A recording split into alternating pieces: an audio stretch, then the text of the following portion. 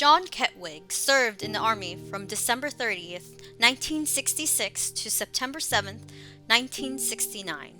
His service included a year in Vietnam at the height of the war and time in Thailand. He is the author of two books on Vietnam. The first one, And a Hard Rain Fell, he wrote to help him deal with the trauma of the Vietnam War. The second one, Vietnam Reconsidered, he wrote to discuss the realities of war and its impact on society. John is going to read passages from both books, beginning with And a Hard Rain Fell. In March of 1986, I attended a symposium on the Vietnam War at Gettysburg College. It was my first opportunity to meet Bill W.D. Earhart, perhaps the most articulate spokesman of all Vietnam veterans.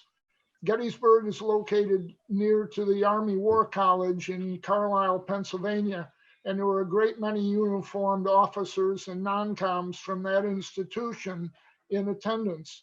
Late in the afternoon, after most of us had made our contributions, a graying sergeant major came to the podium to have his say.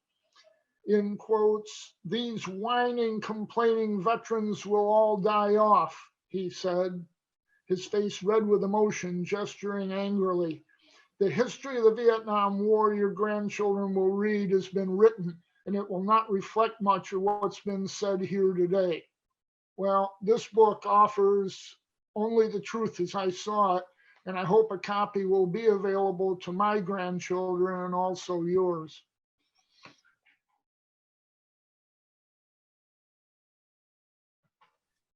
Vietnam Reconsidered, I think there are a lot of lessons to be learned, and a lot of them are not being talked about a whole lot.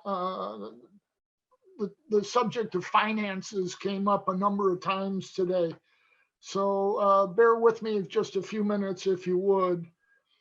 Under the chapter Corruption and Profiteering, if the American military operations in Southeast Asia were low-hanging fruit to crooks, we can only wonder what new schemes are sucking the blood out of current American efforts in the long wars in the Middle East. We do know that in the May of 2004, something in the neighborhood of, well, 6.6 to over $18 billion in American $100 bills were unloaded in Iraq, and a very large portion of that money disappeared. I've long been an opponent of increased defense spending, but this situation convinces me the Pentagon needs to invest in some calculators. Loaded onto pallets, this was so much American cash that it required 21 flights by C-130 cargo planes to deliver it to Baghdad. And then it just disappeared. But that's another story. Until the disappearance is investigated and the perpetrators punished, there's no end to that story. As an American taxpayer, if you wonder how we could accumulate a national debt of more than $21 trillion, the government's indifference to this theft is a glaring clue. And then I will move back to chapter 21, landmark chapter in this book, The High Cost of America's Militarism.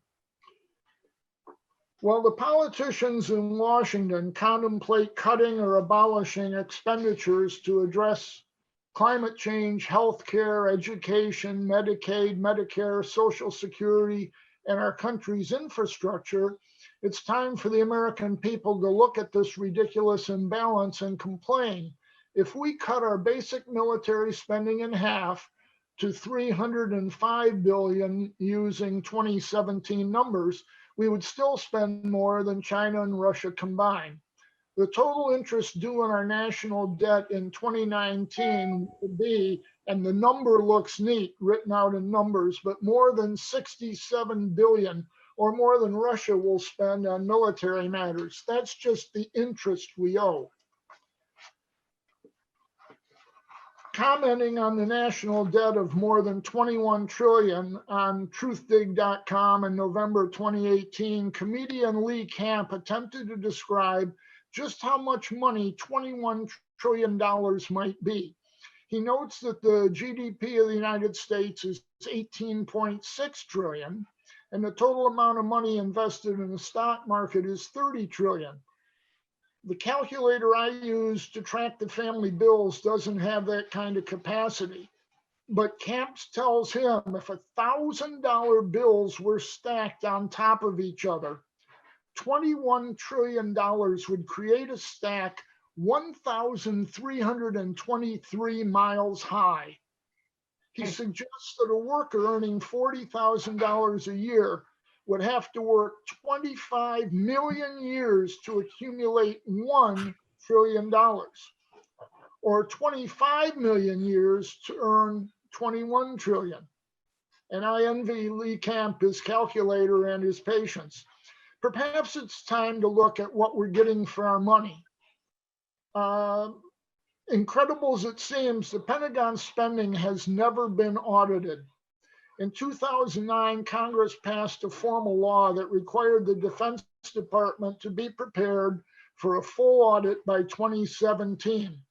In 2011, Obama's Secretary of Defense, Leon Panetta, ordered that key areas of the department's books be available for audit by 2014. It didn't happen. However, also in 2011, the DFAS office in Columbus, Ohio, made errors totaling $1.6 trillion in Air Force alone financial records, an amount that far exceeded the Air Force's total annual budget for the year. DFAS is the Defense Finance and Accounting Service, an agency of the Department of Defense established in 1991. It's an internal accounting department tasked with monitoring the financial management within the Department of Defense. But 1.6 trillion is chump change. Hidden somewhere in the dark corners of the Pentagon, in dusty shoeboxes, desk drawers, under couch cushions, or maybe in a few generals' or admirals' Swiss bank accounts, there's a pile of missing money 1,323 miles high. In 2016, when Obama was still president, Mark Skidmore, a professor of economics at Michigan State University, learned that a Department of Defense office of the Inspector General reported found $6.5 trillion in unaccounted for Pentagon spending in the year 2015 alone. Skidmore was incredulous, as that amount is more than the gross domestic product of the entire United Kingdom. A bean counter at the highest professional level, Skidmore did some investigating, examining a variety of government websites dating back to 1968.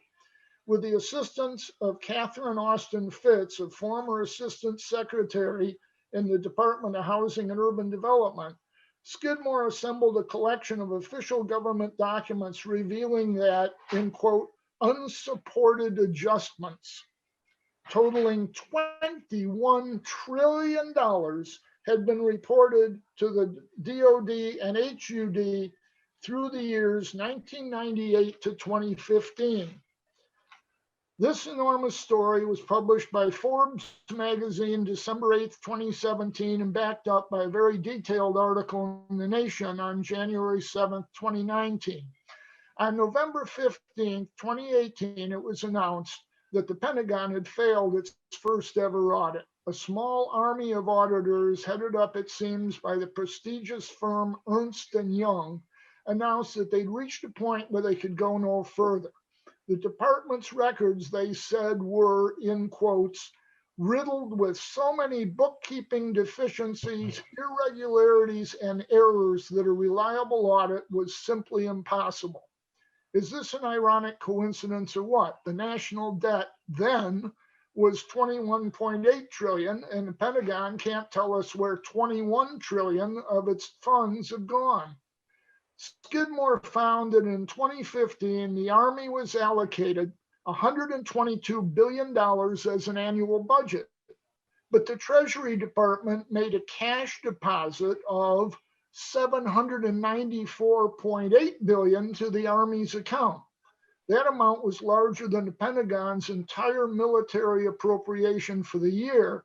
And at the same time, the Army records alone showed accounts payable or bills due of $929.3 billion. What in the world were they buying and from whom? The most questionable items were a large number of, here it is again, unsupported adjustments or sums of taxpayer money that disappeared by adjusting entries to reports and journals. Skidmore says he found unorthodox bookkeeping practices so obtuse it was simply impossible to discover exactly where that $21 trillion had been pilfered from or where it went.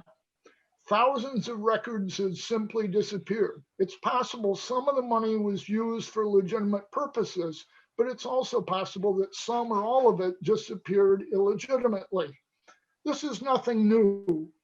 The Nation's article points out that Donald Rumsfeld, Secretary of Defense under George W. Bush, and his notable, extremely hawkish Vice President Dick Cheney told a press conference on September 10th, 2001 that, in quotes, according to some estimates we cannot track, $2.3 trillion in transactions, end of quote, by the Department of Defense, which had a total budget of $313 billion that year. America's adversary, Rumsfeld said, was not China or Russia. In quotes, it's closer to home. It's the Pentagon bureaucracy, he warned. Rumsfeld's statement might have attracted far more attention in the press had not the U.S. come under attack the next day, commonly known as 9/11. There has never been any official explanation of where any of the missing money went.